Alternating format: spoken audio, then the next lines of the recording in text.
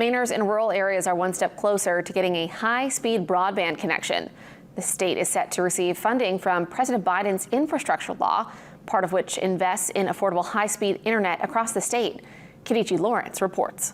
Millions of dollars in federal funding has been allocated to Maine's broadband connectivity over the next 5 years. Governor Mills says this funding will further her mission to provide internet access to everyone in Maine by the end of 2024. We're not stopping until every person who wants a reliable internet connection can get it here in Maine. It is the largest investment of its kind in New England. Maine will receive about $272 million over the next 5 years. The funding is made possible from the Broadband Equity Access and Deployment Program. Governor Mills says part of the funding will go towards establishing a connection in rural Maine. Geography makes it challenging to get broadband out there, always has.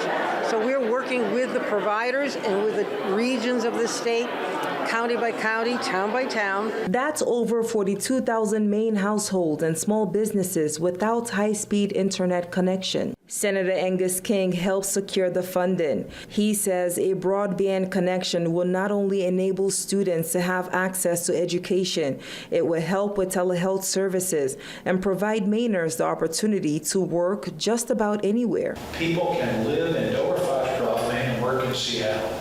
They can live in Augusta, Maine, and work in Los Angeles.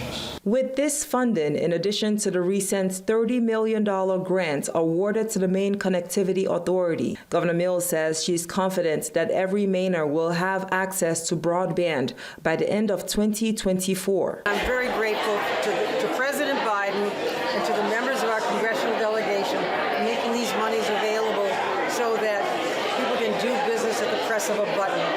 Children can attend school at the press of a button. People can communicate with their families and people around the world with the press of a button. Kadichi Lawrence, WABI TV5 News, Augusta.